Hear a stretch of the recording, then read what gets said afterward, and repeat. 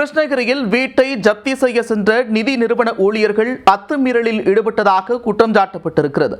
பொருட்களை மூட்டை கட்டி எடுத்து செல்ல முற்பட்டதால் வீட்டு உரிமையாளர்கள் தற்கொலைக்கு முயன்ற சம்பவம் பரபரப்பை ஏற்படுத்தியது. நடந்தது என்ன?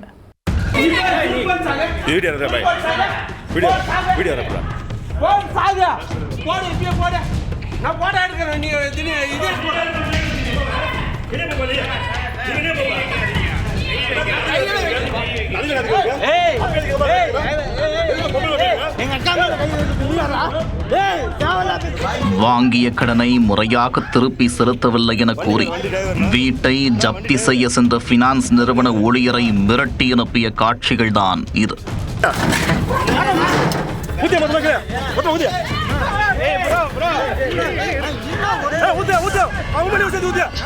வீட்டு உரிமையாளரின் மனைவி மற்றும் உறவினர் விபரீத முடிவு எடுத்ததால் பதறிப்போன பினான்ஸ் ஊழியர்கள் எடுத்த பொருட்களை இருந்த இடத்தில் அப்படியே விட்டு சென்றுள்ளனர். அடாவடி செய்தவர்களை அலறவிட்ட சம்பவத்தின் பின்னணி என்ன?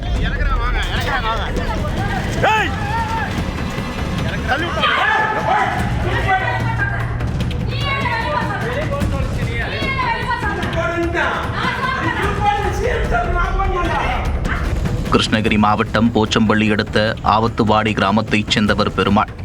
முன்னாள் ஊராட்சி மன்ற தலைவரான இவருக்கு லக்ஷ்மி என்கிற மனைவியும் 3 மகள்களும் உள்ளனர். 2 மகள்களுக்கு திருமணமான நிலையில் கடைசி மகள் கல்லூரியில் படித்து வருகிறார். தற்போது பெங்களூருவில் QR கோடு ஸ்டிக்கர் தயாரிக்கும் நிறுவனத்தில் பெருமாள் பணியாற்றுகிறார். இவர் சொந்தமாக வீடு கட்டுவதற்காக கடந்த 2018ஆம் ஆண்டு கிருஷ்ணகிரியில் உள்ள தனியார் நிதி நிறுவனத்தில் 32 லட்சம் ரூபாய் கடன் வாங்கியுள்ளார். மாதந்தோறும் 39,000 ரூபாய் தவணையாக கட்டி வந்தார். கொரோனா காலத்தில் முறையாக தவணை செலுத்த முடியாத நிலைக்கு தள்ளப்பட்டுள்ளார். இருந்தபோதும் முழுமையாக கட்டி முடிக்கப்படாத வீட்டிலேயே பெருமாள் தனது குடும்பத்துடன் வசித்து வந்தார். கடந்த டிசம்பர் மாதம் முறையாக கடனை திருப்பி செலுத்தாததால் உங்கள் வீட்டை 39 லட்சம் ரூபாய்க்கு ஏலம் விட்டுவிட்டோம் என்று பினான்ஸ் நிறுவன ஊழியர்கள் குண்டை தூக்கி போட்டுள்ளனர். அதனை கேட்டு பெருமாள் ஆடி போயிருக்கிறார். உடனே வீட்டை காலி செய்து கொள்ளுங்கள் என்று கூறிய ஊழியர்கள் அங்கிருந்த பொருட்களை கூட எடுக்க விடாமல் சீல் வைத்துள்ளனர். இது தொடர்பாக பாதிக்கப்பட்ட பெருமாள் நீதிமன்றத்தில் வழக்கு தொடர்ந்ததாக கூறப்படுகிறது. இந்நிலையில் பெருமாள் வீட்டிற்கு சரக்கு வாகனத்துடன் வந்த பினான்ஸ் நிறுவன ஊழியர்கள் அங்கிருந்த வீட்டு உபயோகப் பொருட்களை அதில் ஏற்றியுள்ளனர். தகவலறிந்த பெருமாள் தனது மனைவி மற்றும் உறவினர்களுடன் வந்து நிதி நிறுவன ஊழியர்களுடன் வாக்குவாதத்தில் ஈடுபட்டுள்ளார். அப்போது வழக்கு நீதிமன்றத்தில் நிலுவையில் இருக்கும் நிலையில் எப்படி வீட்டை ஜப்தி செய்வீர்கள் என்று கேள்வி கேட்டுள்ளார். அதற்கு ஊழியர்கள் முறையாக பதில் கூறாததால் பெருமாளின் மனைவி லக்ஷ்மி அங்கேயே தூக்கிட்டு தற்கொலை செய்து கொள்வேன் என்று மிரட்டியுள்ளார். மேலும் பெருமாளின் உறவினர் முனிராஜ் என்பவரும் லாரி மீது ஏறி உடலில் பெட்ரோலை ஊற்றி தீக்குளிக்க முயன்றுள்ளார். அதனை கண்டு அதிர்ச்சியடைந்த நிதி நிறுவன ஊழியர்கள் இருவரையும் தடுத்து நிறுத்தியுள்ளனர்.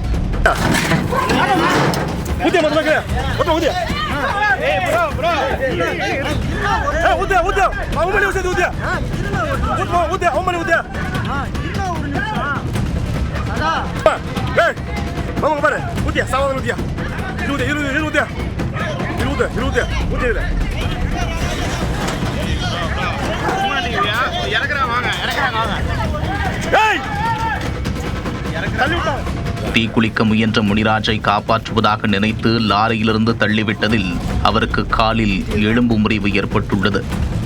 விவகாரம் பெரிதானதும் தகவலறிந்து நாகரசம்பட்டி போலீசார் அங்கு விரைந்து சென்றனர். போலீசார் வந்ததும் பினான்ஸ் ஊழியர்கள் பம்மி உள்ளனர். பின்னர் இரு தரப்பினரையும் காவல் நிலையத்திற்கு வருமாறு போலீசார் கூறியுள்ளனர். நீங்கள் இப்படி வரீங்கன்னா ஃபஸ்ட்டு ஸ்டேஷனுக்கு லெவல் சொல்லியிருக்கணும், லீகலாக ஒரு லெட்டர் கொடுத்துருக்கணும், போலீஸ் ப்ரொடக்ஷன் கேட்டிருக்கணும், இந்த மாதிரி இஷ்யூ இருக்குது அப்படின்னு சொல்லி கொடுத்துருக்கணும். சரிங்களா? இது பப்ளிக் இஷ்யூவாக மாற்றணும் மாறிச்சுன்னா நம்ம போலீஸ் நாங்கள் பார்த்துருக்கோம். ஆனால் என்ன பண்ணுங்க, ஸ்டேஷன் வாங்க, நீங்களும் வாங்க ஸ்டேஷன். சரி, இது லாக் பண்ணி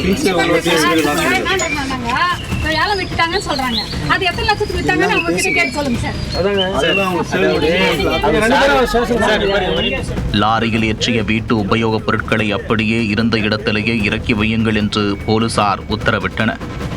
அதனை கேட்டு அப்படியே பொருட்களை இறக்கி வைத்துவிட்டு வந்த வழியாகவே ஃபினான்ஸ் நிறுவன ஊழியர்கள் நடையை கட்டினர். இந்த சம்பவம் குறித்து பேசிய வீட்டு உரிமையாளர் 1 கோடி ரூபாய் மதிப்பிலான வீட்டை 45 லட்சத்திற்கு ஏலம் விட்டு நிதி நிறுவனம் மோசடி செய்திருப்பதாக குற்றம் சாட்டியுள்ளார். ஏதோ சென்ட்ரல் 1-2 தவிர ஒரு 6 EMI கட்ட முடியாமல் போயிடுச்சு. அதுக்காகவே நான் ஸ்டே ஆர்டர் வாங்கிட்டு வரேன், கோர்ட் ஆர்டர் வாங்கிட்டு வரேன், கட்டுங்கன்னு வந்து வீட்டை பயங்கரமாக டார்ச்சர் பண்ண ஆரம்பித்தாங்க. முடியல. உடனே அவங்க எடுக்கிறே இல்லை, அதையும் பொருளும் எடுத்து நாங்கள் ஏலம் விட்டுமா அப்படின்னாங்க. அது எப்படிப்பா, வீடு தான் லோன் போட்டே தவிர பொருள் லோன் போட்டேன், அது ஏன் ஏலம் விடுறீங்க அப்படின்னு சொல்லி கேட்டதுக்கு அப்படி தான் செய்வோங்க அப்படின்னு அடவாடியாக பேசினாங்க. அவர் மேனேஜர்கிட்ட கேட்டு நான் ஃபோன் பண்ணி டைம் கேட்கலான்னு கேட்டால், நீ தான் கோர்ட்டுக்கு போயிட்டில்ல, கோர்ட்டில் பார்த்துக்க, எவ்வளவோ அவமானத்தை சந்தித்தேன், ஆனால் இன்றைக்கி இவ்வளோ பிரச்சனை பண்ணிக்கிறேன், நான் இந்த ஊரில் இருக்கிறதா சகோதரா சொல்லுங்கள். வாங்கிய கடனை முறையாக செலுத்தவில்லை என கூறி வீட்டை ஜப்தி செய்ய வந்த நிதி நிறுவன ஊழியர்கள் ரவுடிகள் போன்று நடந்து கொண்டதாக குற்றம் சாட்டப்பட்டுள்ளது. இந்த விவகாரத்தில் சம்பந்தப்பட்டவர்கள் மீது போலீசார் உரிய நடவடிக்கை எடுக்க வேண்டும் என்று பாதிக்கப்பட்டவர்கள் கோரிக்கை விடுத்துள்ளனர்.